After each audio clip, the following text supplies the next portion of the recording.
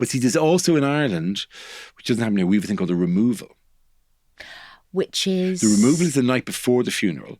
And I think we may even stop doing it now, where the body is brought from the home or the I was going to say the estate agents. What's it called again? The house? No, the people who arrange the all this. undertakers. Undertakers, that's it. The estate agents.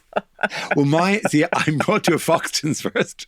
Or a Savills, a Foxton's or a Savills, and then from the as a sign that this house may be on the market soon.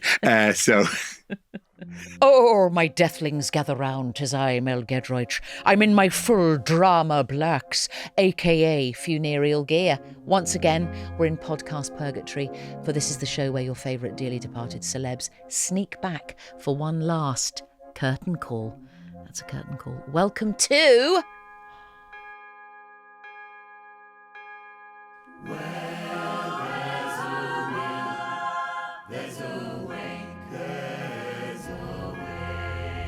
That's right. Each week, a freshly departed star arrives in my celestial studio. It's cool, isn't it? To muse on their final requests and give us the goss from beyond the grave. I'm sorry for saying in it. I'm too old for that. Today's guest is so Irish, he makes a bowl of Lucky Charms look beige. He's the only man who could host Mock the Week while simultaneously explaining black holes, a concept nobody will ever understand, but will always nod along to so they don't look thick. I've done that many, many times. Look, well, this is the thing. I've not seen this particular person for quite a while, and it is always a joy. The last time I bumped into this person was on Paddington Station on the concourse. He clearly doesn't remember. I give you, dear Deathlings and communities beyond, the magnificent...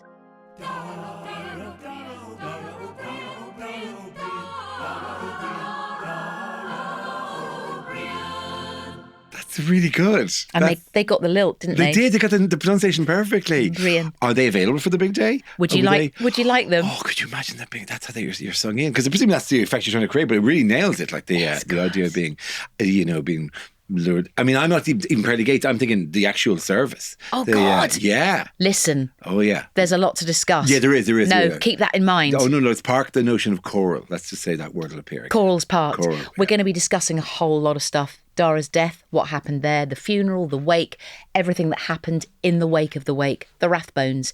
You know how this works. There will also be the Barnacle episode, 6 Feet Under.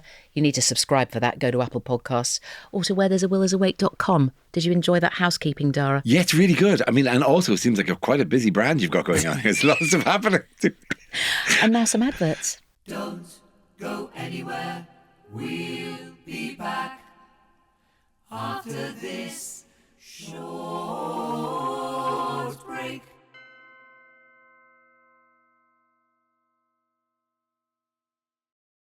Right, back to the meat and veg of business. Dara, it's so good to see. It was Paddington Station. Was it Paddington's last place? I mean, I remember us being in a dressing room of some TV thing not long ago. That was before. Yeah. That was before. That was before time. It was Paddington Station, and you were wearing, as you have worn today, I think you were in a jaunty hat. Yeah, I do like a hat. You I mean, like it's probably possibly the same hat. I have the same hat for a wonder. while. But I wasn't in the full package. I hadn't gone and worn the Duffel coat. The duffel coat and the thing. And the label. Yeah. Now, on to sadder business. I'm so sorry that you are no longer with us, Dara. Yeah, it's a pity, wasn't it? Because it was going great. I mean, it was in a really nice place. I mean, exactly. So it was, I mean, I was very surprised by it. It was a robbing. So much left to do. So much left to do. What would you have done? Oh my God! What was on the slate? It's more the same, to be honest. Yeah, I hit a kind of a point in my musical? 30s where I'm not. Just this work. What I was doing for the last range just works. I hit the perfect rooms, and I just would do them over and over again. I had 20 years of a plateau of just lovely. This is great. Like a slide. You know when you run, you slide. Yeah. And it's just the run was at 20s into the point where mock started, and then boom, right, we're here. And then I've just been sliding through gorgeous theatres for 20 years, whatever. So I feel I was owed another night in the Bristol Hippodrome, another night in the audience Edinburgh with Playhouse. An audience with. Come on. Come on, an audience with this when you haven't got a show. And all he did is that bullshit, like how can we crowbar stuff together and put Wincy Willis in the front row just to drag it out. I'd have a show. I never did the greatest hits tour. That would have been nice. God, the greatest hits. It was weird. They were robbed of that. Yeah, they were robbed of the. We were robbed. Yeah, where I just look over the DVDs going, I won't remember that. Okay, put that down. One of the things which is most humbling in this job is how little return audience you get. Really? Yeah, genuinely really surprising. You get I get like the same number, and I have gotten the same numbers in, but people dip in and out of you, and they come and see, and then they go, oh, yeah, I'm like, oh, there's back again. They don't go, I'll be on that like the minute the next one comes in. That really surprises me, because I would imagine that your audience feel that they kind of own you. Well, I would have hoped that as well, because I feel like there's a dialogue that so over the years that they've come to all the shows and they've seen it go from various, like for example, the last two shows I've done, the one that's currently doing is chapter 2 of an adoption story. There was the Finding the Mother story, which toured for about 2.5 years, and then the Finding the Father story, which is the one that I'm kind of in the middle of the moment, right? Yeah. And you would automatically presume that the people there, I don't know how many of you saw the show last time, and I was expecting the whole room to go, of course we did, Dara. We gathered there was unfinished business. We cannot wait to see the closure. Exactly. 10 people, like 2 rows of people in, I should say. It's so weird. It's a refreshing slap in the face. But also, some people would quietly go, do recap the previous show. Just take a minute to say what happened the last time, rather than presuming, because they don't know. I love the concept of a refreshing slap in the face. I know exactly what that is. It's beautiful. Yeah, it is. Yeah. I had a total hosing down, a freezing hosing down not long ago. A friend had published a book. I said, let's do a Q&A, thinking we can get some people in. Yeah. Nobody came. Oh. Not one, Dara. Okay. Not one single person. To be sure, it was not advertised. Yes, okay. So how would they have known? Known? But I just thought, come on, with the magical powers of, smoke and mirrors, we'll get the room full, don't you worry. Nobody. We were filming once a edition of Three Men in a Boat. Remember Three Men in a Boat? Oh, yeah. Rory and Griff, all those years ago. Jerome K. Jerome. Yes. And but we did 7 series of that as a travel doc. It was on the BBC and all that kind of stuff. And it's Griff Rhys-Jones, who's like a legendary Griff Rhys-Jones, been around for years, Smith and Jones, all that stuff, not the 9 o'clock news. Griff at one stage said, we're chatting about all this stuff, and Griff showed me a photograph. Here, look at that photo. What do you think that is? And it was just like some bookcases. It was just an area of a bookshop. And you're going to go and you could see like it had fiction, whatever titles on the shelves. I said, no, what is it? He said, that is the view from my signing in Name the Shop. Like whatever. And he had the other one of him just sitting with his book about rivers or journeys or whatever, just sitting on his own while there's literally nobody had come to it. Oh, that's so good. But bless him for showing you, though. Yes, no, 30 it's all years. about that, isn't it? Yeah. It's all about, you've got to accept the hosing down. You have to go with the fallibility. Because it is funny, because people, online go, oh, I'm going to tear your ship off you because nobody does. You go, mate, we absolutely, we're constantly in front of the public. Like, oh, people act like, I bet you're constantly having people tell, no, I'm constantly having nobody know a clue who I am. The guy in the reception here going, is it Daryl? No, it's Dara. It's endless, that thing, whatever. You ultimately, how many years have I been on the telly? I have impinged on the lives of 8% of the population. It's so good. 92%. I will have so on this moment of my passing, where's it going to be in the paper? I don't think it'll be at the front like the. How much effort has been made to push me into people's homes over the years, and yet in a busy media landscape, I might get the Leatherhead Advertiser, not front page. Front page. I'd like to think I'll get my local paper. Please surely, let me get the Dara, the brave people. Surely the brave people will stop the presses like when they'll go. They're waiting for me or Laura Whitmore or Katie Taylor, the boxer. When the Katie Taylor passes away, she's our favourite child of the town. She was the world's greatest female boxer, Katie Taylor. Oh, Katie Taylor. Got you. When she goes, they will literally have a supper. Oh yeah, and there'll be a fall through the streets. Oh, absolutely, yeah. That won't happen. No, apologies. Am I crowbarring the fact that I'm on a tour at the moment? Yeah, listen, that is what this is all about. Well, it's not. It's actually just really nice to see. But Recreation is the name of the show. Yeah. Recreation, and we move into the last few of the UK dates.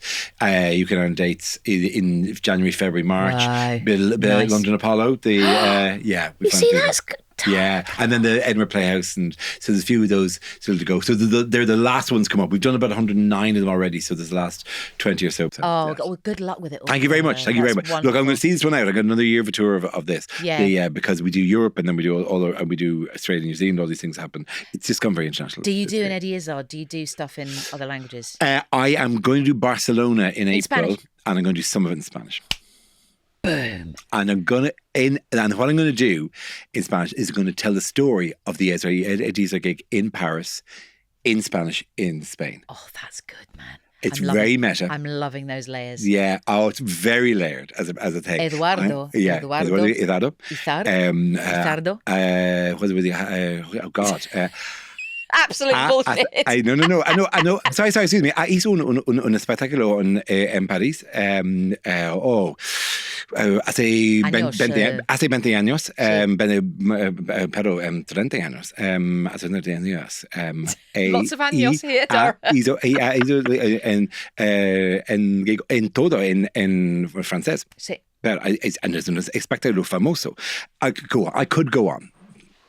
There's just me here, but I'm giving you one of those slight pavilion. I've still got into. I've only started doing Duolingo for the last 9 months. I'm really into it. That's really good. I'm really into it. I love that. So yes, once again, we are very sorry that you've shuffled off the mortal coil. Actually, do you know, can I just say one thing very quickly? Sorry, Yeah, go on. apologies. I shouldn't say Isa, that this has done, has made her, has done. It should have been Hithe, which was did. Dara. That's really gonna bug me. Hitho actually would have been Hitho. You know what? It's just now all the conjugations are coming to me, and it's gonna bug me for the rest of the show. Good. Dara. Yes. Hello. How are you? In a slightly, Route 1, you die, you meet St. Peter. Yes. How do you feel about this?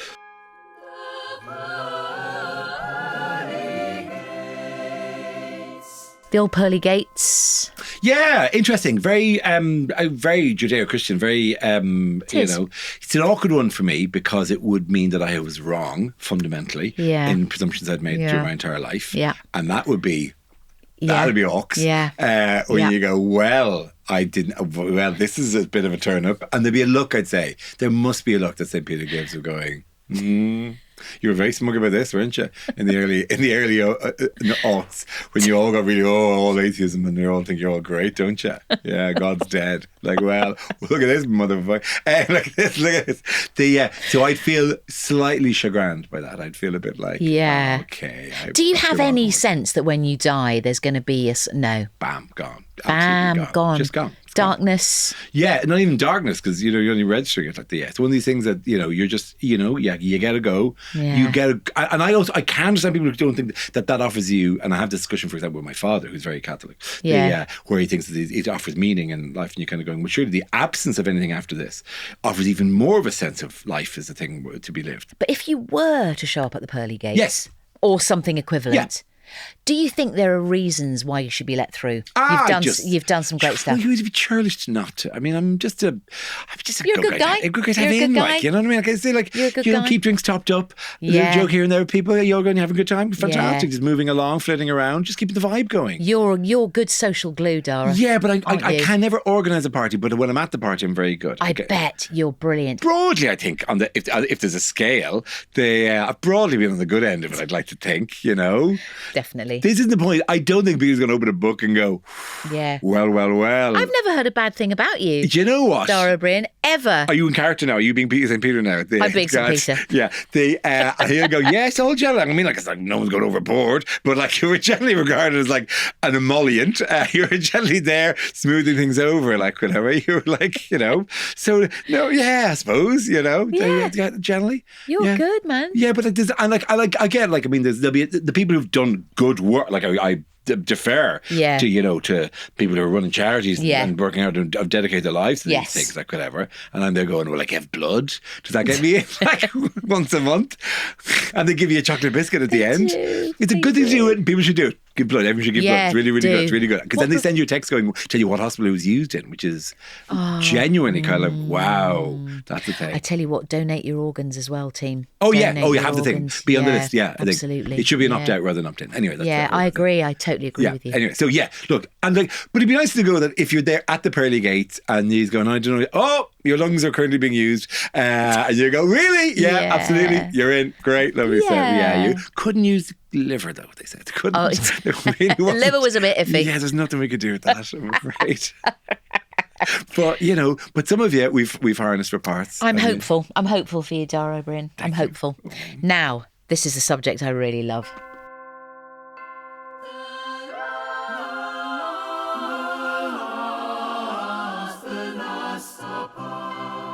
I would say that, possibly if to admit to any weakness in my life, it's been a tendency to regard every meal as being the last chance I will ever have to do this. So, good. and you kind of go, you know what? Do you know what? Who knows if I'll ever get to eat fried chicken again? So why don't we get some fried chicken on the way back to the hotel? I love fried chicken. Yeah, it's just, Post gig as well. Post gig, and you feel you deserve You've it. earned it. You've earned it. Totally Your earned body's it. going, oh my God, I could do any kind of thing. Yeah. And in my head, I've always burned about 3,000 calories. Yeah, I feel that too. Do you know what I mean? Yeah, and then I wore, I had one of those watches on that, that does counts. That tells you. Yeah, and turns out I don't do any steps at all. I just stand in the middle of the stage.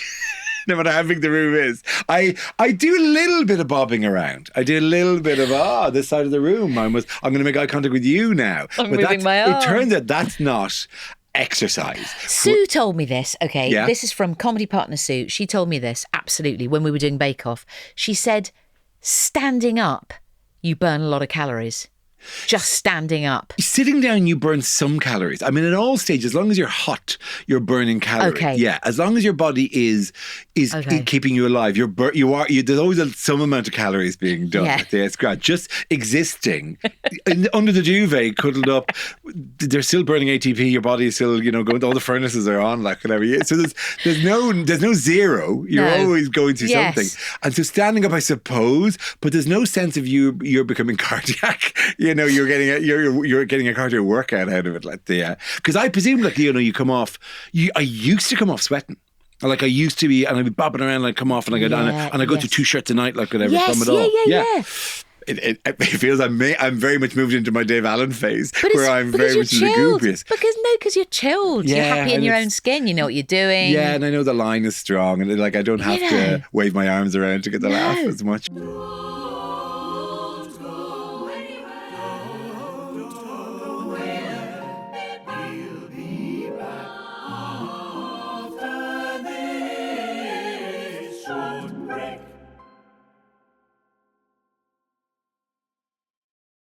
The Last Supper, you implied that most suppers are good suppers. Well, I implied that my attitude towards food has generally been one of, my God, I may never have a nice meal again, so let's make this another nice meal, which is not the healthiest way to go about it. But I don't tend to go, do you know what, probably just let's just have a few leaves and this one will be grand.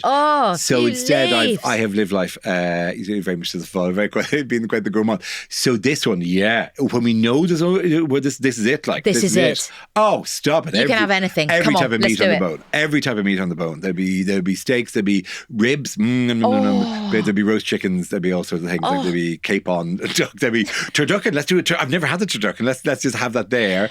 And even if I'm just running my finger along the top and going, lovely. Let's go back to the next thing. Six types of potatoes. Back to the meat. What about the bird within the bird within the bird? Yeah, the turducken. Oh, that's what it is. That's a turducken. Yeah. What's it called? Turkey, duck, chicken, turducken. Because I was nodding along going... You were. Sorry. And it was really sweet. I didn't know what it was. Yeah, but that was like you put the... Yeah.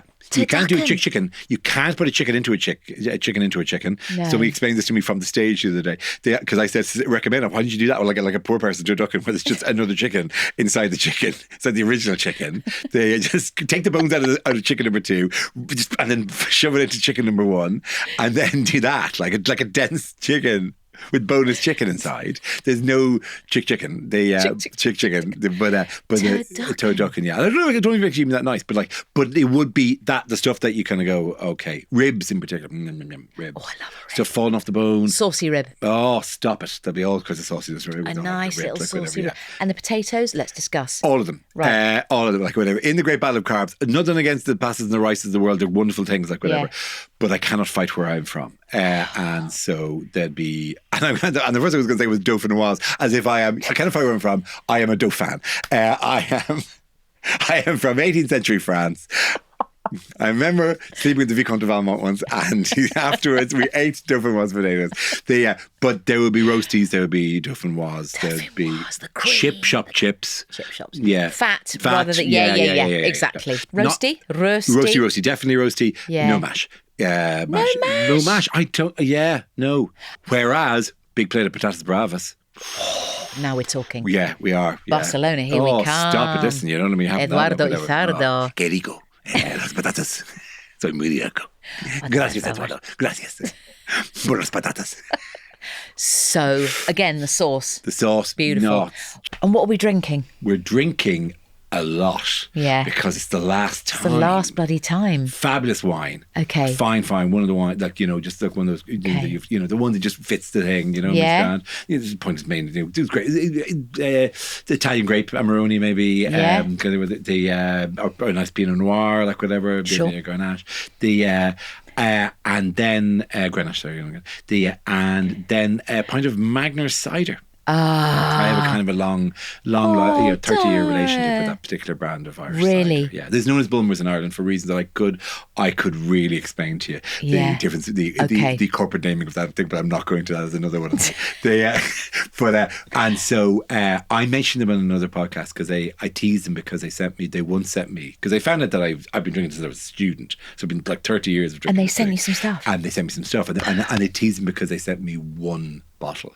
And I used to ask people, how much should they've sent? And people go, like a keg, obviously. You've been drinking for 30 years. And then one bottle. One bottle. And then they politely explain, look, we're not allowed to send people in the post kegs of beer, like whatever. So we're allowed to send you a presentation, that's about it, like whatever. But God love them. They made a monogrammed box with my name carved onto it. And inside there was a robe that had, in Irish, by the way, in the Irish language, whatever, ambassador for thing, and my name stitched Dara, onto it, so and it was the sweetest thing because it was done just as a funny joke with them. Oh, that's so good. Yeah, I and it's love very that. nice, and it's a beautiful paisley robe with a tie up. Oh, lovely! And I feel I believe it's the only one. And the box is a lockable box, so my valuable documents are now in a box with the words. Maybe your ashes will go in the box. Oh my God, that's Hold a the brilliant. That's a brilliant idea. Yeah, that will come to us later. Now, brass tacks. God, it was sudden. Was it? Yeah, it was sudden. Merciful. Yeah, oh, yeah, absolutely. Oh, relatively painless. Yeah, absolutely. And didn't leave a mess. A discreet death. Yeah, absolutely. Just bam, something went in and just gone. I dropped. Okay. Like the idea of sudden, but often sudden is like an unfortunate situation for your family to tidy up. No shovels were needed. No. It wasn't. Bits of me weren't scooped into a bag. Okay. But it was still. It was done. And did something burst or snap or? I think actually ultimately, it's something just quietly inside you, just going, there we go now. Yes. And you're done. And then and your race is now running, gone. Right. Yes. Quietly, whatever it is. Yeah. Yeah. So I had decided if on stage or not.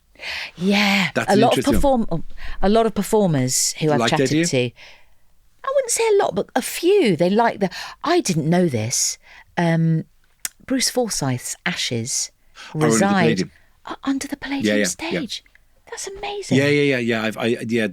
And there's plaques of various people. Eric Morecambe died in the dressing room of a theatre. I watched Tommy Cooper. I was watching the telly when that happened. Same. And I remember going, what's going on here? Yeah, It's very strange. It was very strange. Yeah, actually. I remember this bit where his legs went out and they had to pull it under the curtain. Under the curtain, yeah. And that was like really weird. But it was. So I don't know necessarily that, but maybe post show. Yeah. Maybe because you wouldn't leave the audience hanging. You wouldn't want to go, have I got a punchline for you? Yeah. And then you stop talking and they spend some time going, what's going on here? Yeah. You wouldn't want to traumatize people. Dressing room? Dressing room seems like Dressing rooms, I like that. Yeah, I mean, Eric Morecambe is a classic guy. He did very well. And then you finish the show.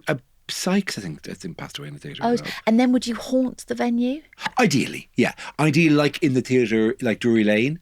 Yeah. Up in the gantry. Oh, because there's a ghost in Theatre Lane, in Drury Lane, very famously, an Irish actor. Yeah. Who, it's an Irish actor, is it? Yeah. He got stabbed there, or maybe the one who killed him was an Irish actor.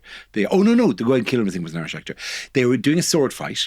and they're practicing the sword fight off stage, whatever, and he got stabbed in the eye into his brain and dropped down. But he's surrounded by actors who try to work out what's the best thing to do.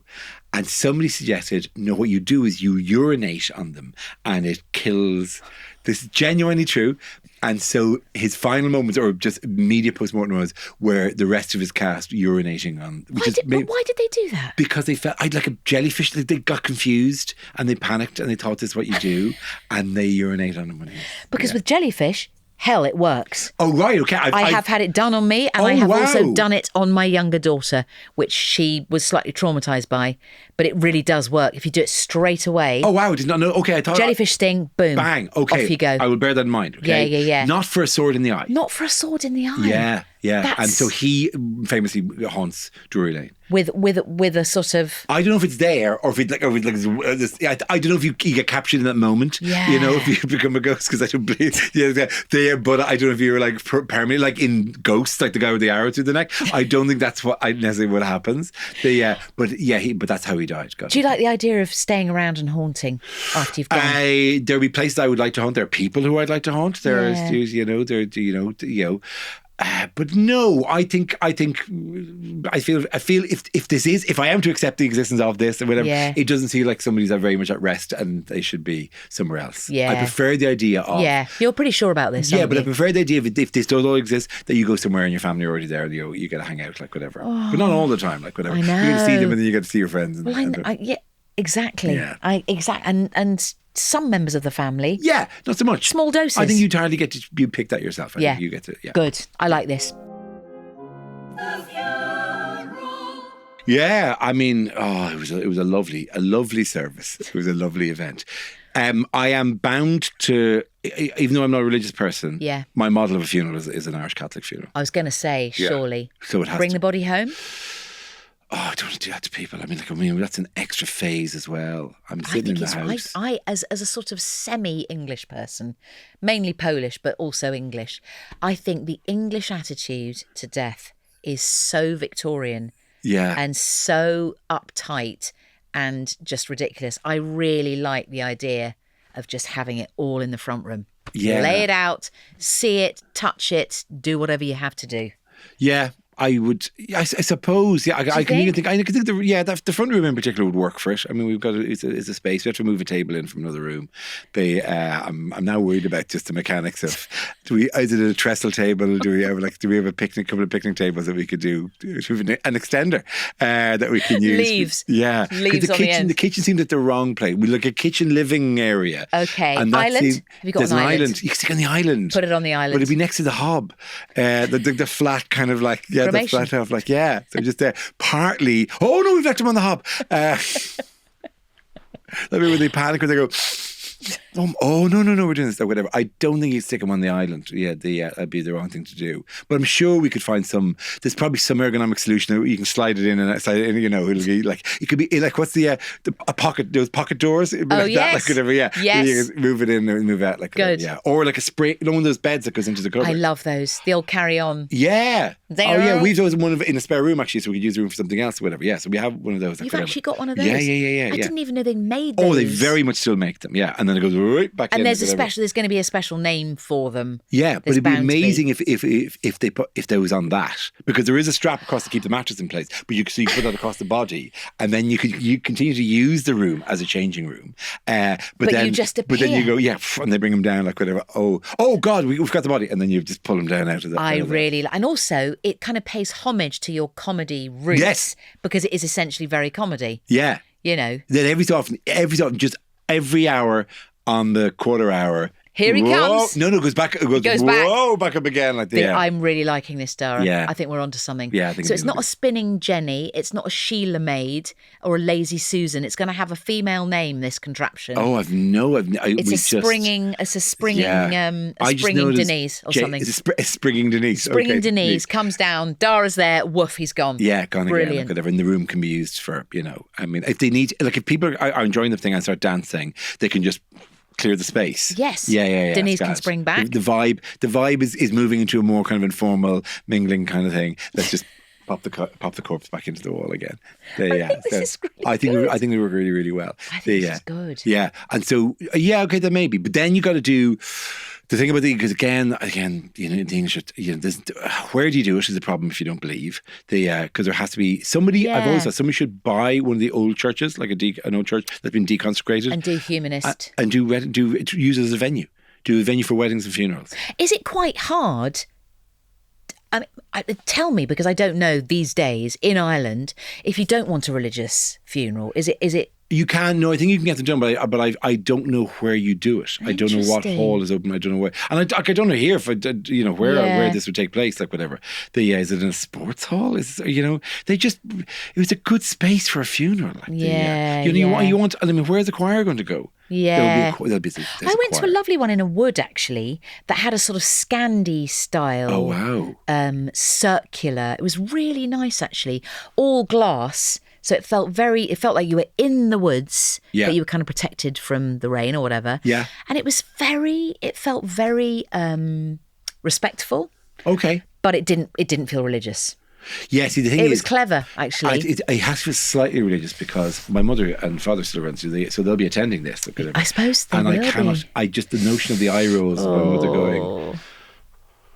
What's this thing out in the woods? We're in the woods, are we? At the touch of like, Jesus. It's like every time my family, if somebody in the family named their child like a kind of a non-traditional name, they'd be like, what sort of name is it? Yes. For names that are really very ordinary.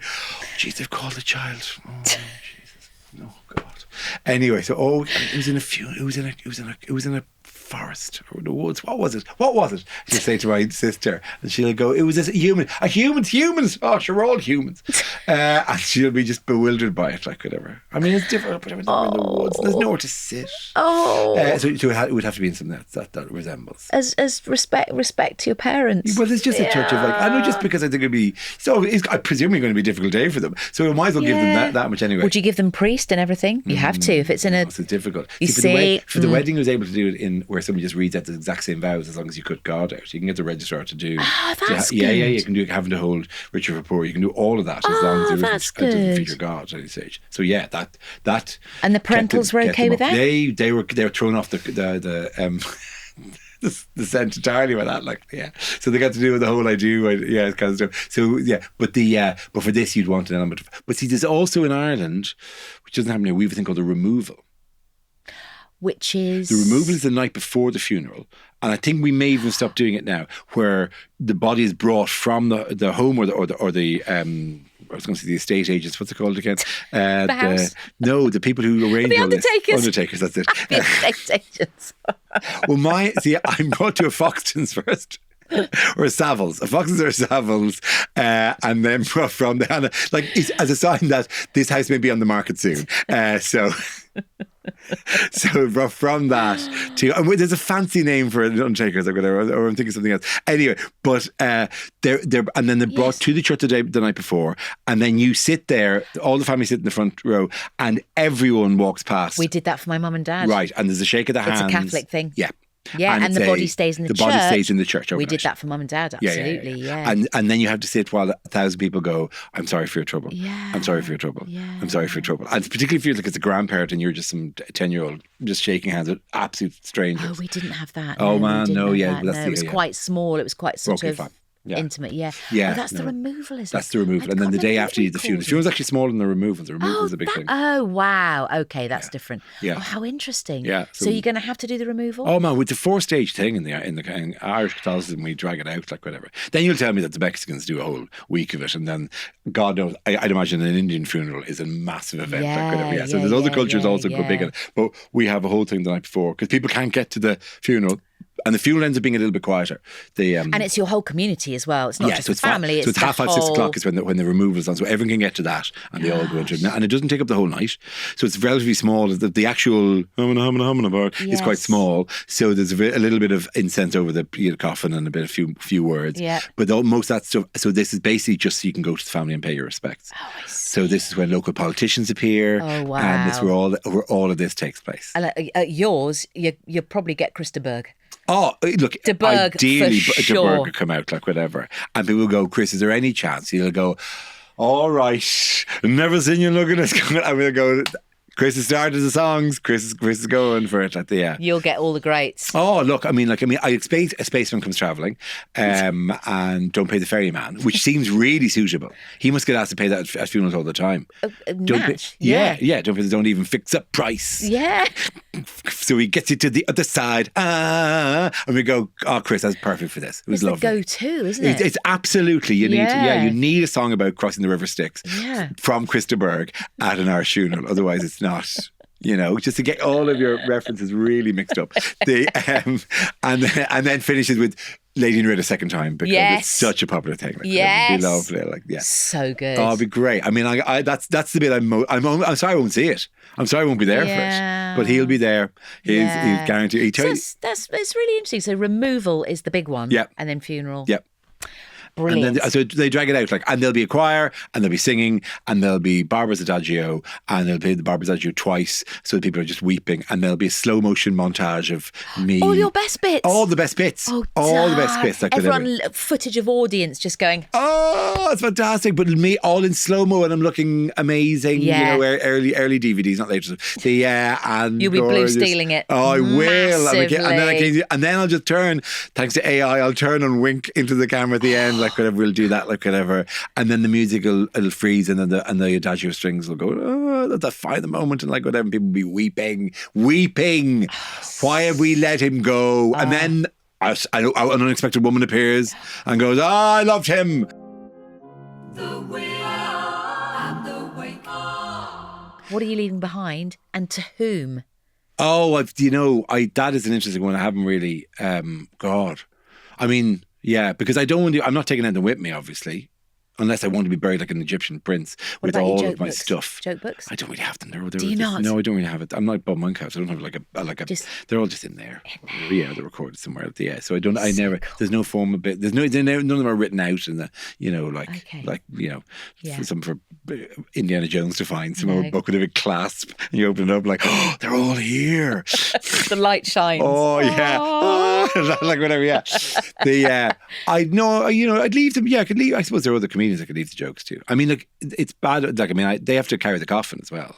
Because I would force that up on them. On other comedians? Which ones? Come on. It'd be 6 who'd done Mock the Week. Okay, come on, who? Yeah. Oh, no, Ed would be there. Of course. Ed, Andy, Hugh. Oh, Hugh. Hugh's very tall, though, so there might be a bit of discrepancy. Yeah, Mind true. you, Ed's quite tall, isn't he? Well, yeah, he's not as tall as Hugh. I would, and I have carried a coffin where there's been tall people at the front and short people at the back, and we have felt the body move. Oh, Dara, no. You could feel the angle of it. Just. No. It wasn't like, whoa. You didn't feel a thump of it, like, but you could feel this is not a sense of shifting. Yes, grand. No. And there were also 2 politicians in the middle of it. This is my poor grandmother's funeral. She was like an old Irish page who fought in the War of Independence. And there were 2 members of the Irish Parliament, both of whom were a good 6 inches shorter than the other members of the family. And so they just in the middle, just offering nothing in this procession. And so it's like yes, the hand just loosely. Yeah, just it is the short man's gift is to be I'm here, represent like whatever. But no, I think it would be. I'd have to pick, and then obviously I'd have to have we'd have to spread it out to be we'd have to have a couple of female comedians as well because Mock the Week went through a whole thing with this. So we obviously Pasco and Maisie Adam would have to do it like whatever. Or Maisie's tall. Maisie's tall. Hugh Dennis. She'd be good like whatever. Yeah. No, Hugh's probably taller than Maisie, isn't he? Yeah. But no, that's good. I like that. And then I mean, there's any number. Like I had to book my payroll list, and these would be that today you shall carry me for as I carried you through all the episodes of the show. That would be my. That's the. I love that. Yeah. Because I did carry them for a lot, for years. See, honestly, they do their thing and I'd have to judge it up, make it funny, So now they get to carry me. I love that. That's very, very good. Now, I'm sure I know the answer to this.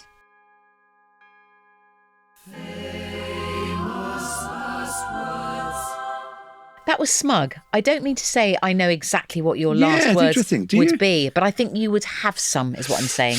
I think you'd go out on some pith. I think I was thinking about this, and I've never had to really think about this. But I was thinking about this, and obviously you think, should I go in a gag? That should be the way to do it, or should I say something in Spanish, they go, "Oh, I didn't know he spoke Spanish." That I did think that would be a funny thing to do. Yeah. That his last words were "No te preocupes." Conoció un vida con felicidad. I've only known a life of joy, but something in where they go, "Didn't know." Yeah, didn't that's know. good. Yeah. What I think I would do is if I would learn something in an ancient language, like Sumerian or Babylonian, and then say it at the very end, so people have to translate it. I like that. Yeah, and it would be like, "The devil is coming" in Babylonian, and people would go, "Oh my God, what happened?" Like, could you think want their death to be the final scene in the movie? Yeah, I think it's funny if my death was the opening scene. Where I am, like, it's a prophecy that the other bit, really spooky bit at the start, and somebody goes, "Te Deus demora, Domine," whatever they die. Like when you go, "Oh, that set a spooky tone." So if your death was setting a spooky tone, and they said, "Who's going to play you?"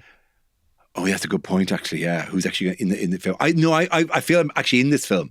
I feel like, but then I'm playing yourself. Playing myself. It's just a news report of my death, but that in my final moments that I cried for forgiveness in a Babylonian language. That and then they contact a professor and say, "You're the only person who can translate Babylonian," and he goes, "Oh my God, it's a terrible message." And you go, "How do you know?" So, well, to be honest, he contacted me about a week ago to give him that line in Babylonian.